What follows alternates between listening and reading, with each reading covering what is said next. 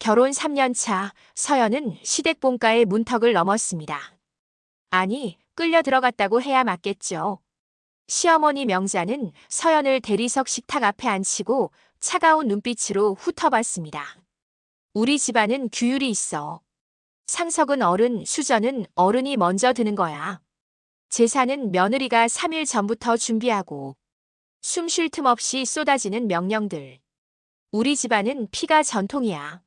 손주도 재산도 모두 피로 이어지는 거지. 명자의 목소리는 칼날이었습니다. 그날 밤 서연의 신용카드가 일제히 정지됐습니다. 남편 지우는 회사 일이 바빠서라며 도망쳤습니다. 재계 인사들이 모인 저녁 자리. 명자는 웃으며 말했습니다. 우리 며느리는 고아원 출신이래요. 뿌리가 없으니 가끔 헷갈려 하지만요. 웃음 섞인 동정. 서연은 주먹을 쥐었습니다.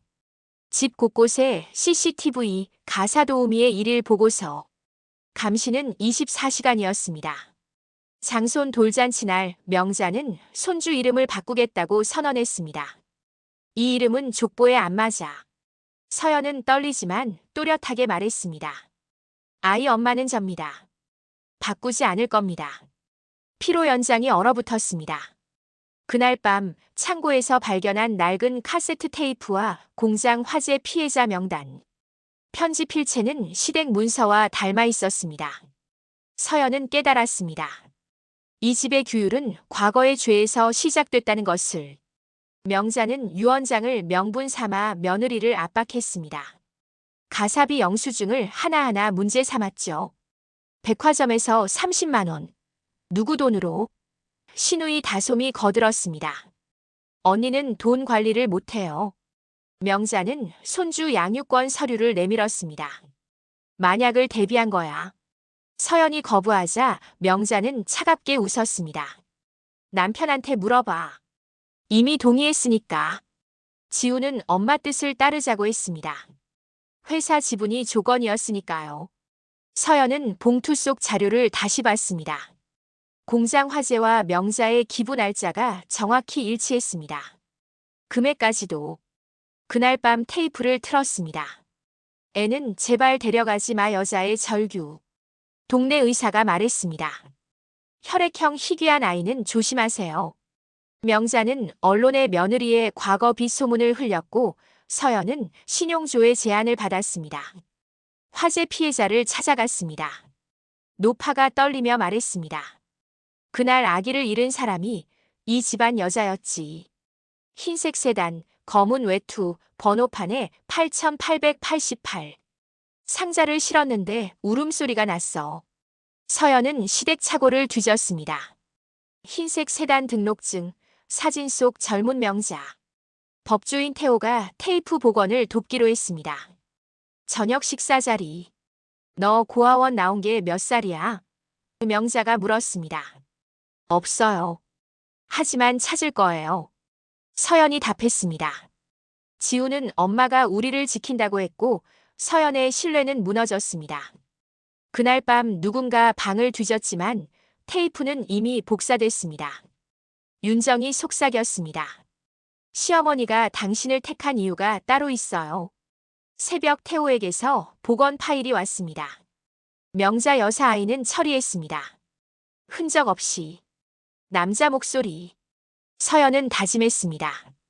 진실이 내 편일 때까지 물러서지 않는다. 갑자기 경찰이 들이닥쳤습니다. 회사 공금 횡령 혐의. 서연 이름에 조작된 장부. 저는 회사 일 안 했어요. 다솜이 정교하게 조작한 것이었습니다. 명자는 서연을 별채에 격리시켰습니다. 태호는 허위 이체 IP를 추적했습니다. 다솜 씨 노트북이에요. IP가 일치합니다. 조사실에서 서연은 모욕당했습니다. 고아원 출신이면 돈 욕심이 있죠. 명자는 냉소했습니다. 피는 못 속여. 내 안에 뭐가 흐르는지 몰라. 그날 밤 명자는 쓰러졌습니다. 구급차 사이렌. 며느리가 스트레스 줘서 그래. 하지만 태호는 병원 CCTV를 확보했습니다. 명자가 멀쩡히 걷는 모습. 자작극이었습니다. 퇴원 후 명자는 말했습니다. 내가 물러나면 모두가 편해. 서연은 고개를 저었습니다. 저는 안 떠나요. 진실은 반드시 밝혀질 겁니다. 손주가 고열로 쓰러졌습니다. 41도를 넘는 열. 의사는 심각한 표정으로 말했습니다. 희귀 혈액형 정밀 검사가 필요합니다. 가족 중 동일 혈액형이 있으면 가장 안전해요. 명자의 얼굴이 창백해졌습니다. 서연은 혈액형 조합이 이상함을 직감했습니다. 통상적 유전 규칙과 어긋났습니다. 태호는 30년 전 미신고 출산, 유괴 입양 의혹 기사를 모았습니다. 윤정이 USB를 건넸습니다. 늦기 전에 받으세요. 전 떠날 겁니다. USB 속엔 회계 내역과 의료 로비 기록, 공장 화재 유가족 합의금과 미신고 신생아 처리 비용. 명자는 USB 회수를 지시했지만 이미 복제본은 언론사로 갔습니다. 지우는 술에 빠졌습니다. 나는 누구 편이어야 해. 손주 병상에서 서연은 속삭였습니다. 진실이 널 지킬 거야. 명자는 거울 앞에서 중얼거렸습니다. 피가 나를 배신할 거라 했지. 태호는 30년 전 사라진 신생아 사건을 파헤쳤습니다. 명자 부인의 진술서. 사건은 일주일 만에 종결됐고 담당 경찰은 해외로 도주했습니다. 서연의 탄생 증명서는 수기 수정 흔적 투성이. 날짜, 병원명, 보호자 이름 모두 덧쓴 것들. 보육원 원장 일기장. 1995년 6월 17일. 밤 11시. 검은 차. 두꺼운 봉투. 울음 그친 아기. 왼팔 반점. 명자는 원장을 매수하려 했지만 실패했습니다. 이미 사보는 여러 곳에. 지우는 애원했습니다. 그만하자. 서연은 단호했습니다. 이건 내 삶의 원장이야. 산부인과 의사를 해외로 빼돌리려 했지만 공항에서 체포됐습니다. 윤정은 협박받았지만 서연 편에 섰습니다. 과거 사진 한 장. 팔에 큰 반점의 아기를 아는 젊은 명자. 서연은 왼팔을 걷었습니다. 같은 위치, 같은 반점. 태호는 DNA 검사 키트를 준비했습니다. 결과를 기다리며 명자는 중얼거렸습니다. 내 딸이라면 차라리 모른 채. DNA 결과 하루 전. 지훈과 서연은 극심한 다툼 끝에 집을 나섰습니다.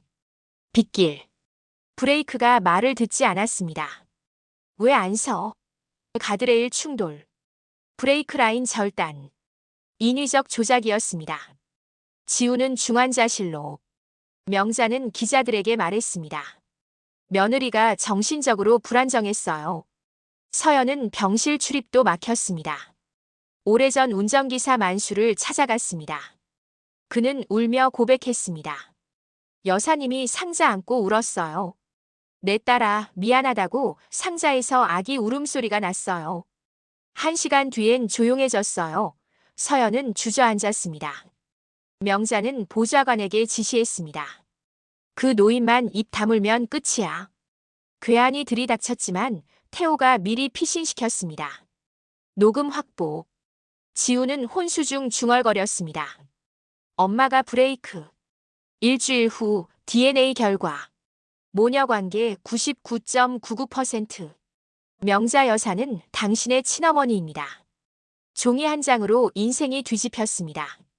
명자는 결과지를 불태우려다 멈췄습니다. 내가 널 버렸을까? 내가 나를 버렸을까? 지우는 진실을 듣고 무너졌습니다. 아내와 어머니가 모녀. 만수의 녹취. 미신고 출산, 위장 입양, 합의금. 모두 명자를 향했습니다. 명자는 서재 문서를 불태우려다 손주 사진을 보고 멈칫했습니다. 그 순간 별채 화재. 서연은 연기 속으로 뛰어들었습니다. USB를 구하기 위해. 소방차 사이렌 속에서 명자는 무너졌습니다.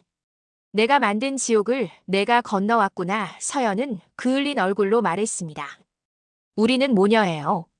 더 이상 도망칠 수 없어요. 회사 내부 제보가 들어왔습니다. 고 회장의 비서실이 모든 사건을 총괄했다는 정황. 명자는 지시를 받았을 뿐이라는 암시. 사건은 일면 톱기사가 됐습니다. 재벌가 30년 은폐, 친딸을 며느리로. 검찰은 회사 비자금을 수사했습니다. 법정에서 명자는 절반만 인정하려 했습니다.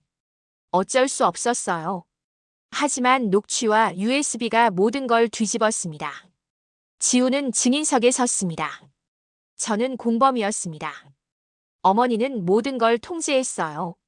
전 비겁했습니다. 명자는 얼굴을 가렸습니다. 손주가 급성 합병증으로 수술대에 올랐습니다. 긴급 수혈. 명자는 헌혈대에 앉았습니다. 서연도 팔을 걷었습니다. 나란히 앉은 모녀. 피는 법정보다 정직했습니다. 수술실 밖. 명자가 떨리는 목소리로 말했습니다. 널 버린 죄로 평생 나를 벌했어. 내가 내 딸인 줄 알면 살 수 없을 것 같았어. 서연은 답했습니다. 용서는 선물이 아니에요. 평생 갚아야 할 빚이에요. 판결. 실형 5년, 재산 60% 환원. 명자는 수갑을 차고 연행됐습니다. 유리창 너머로 손주에게 손을 흔들었습니다. 서연의 눈물은 멈추지 않았습니다. 다솜이 공항에서 체포됐습니다. 위에서 시킨 거라고. 보좌관이 입을 열었습니다. 더 큰 배후가 있습니다. 고 회장의 비서실이 모든 걸 기획했어요. 명자 여사는 그저 지시를 따랐을 뿐입니다. 2년 후 서연은 사회공헌 재단 이사장으로 유가족 지원 사업을 시작했습니다. 공장터에는 추모공원이 조성됐습니다. 지우는 재활을 마치고 부부는 상담을 받았습니다. 서로의 진실을 끝까지 듣겠습니다. 명자는 수감 중 매일 편지를 썼습니다. 미안합니다로 시작하는 수백 통. 면회일. 서연이 말했습니다. 엄마. 2년 만에 호칭. 엄마라고 부를게요. 하지만 책임부터 확인해야 해요. 용서는 행동으로 증명되는 거니까요. 명자는 눈물을 흘렸습니다. 고맙다 그 한마디만으로도 손주는 건강을 되찾았습니다.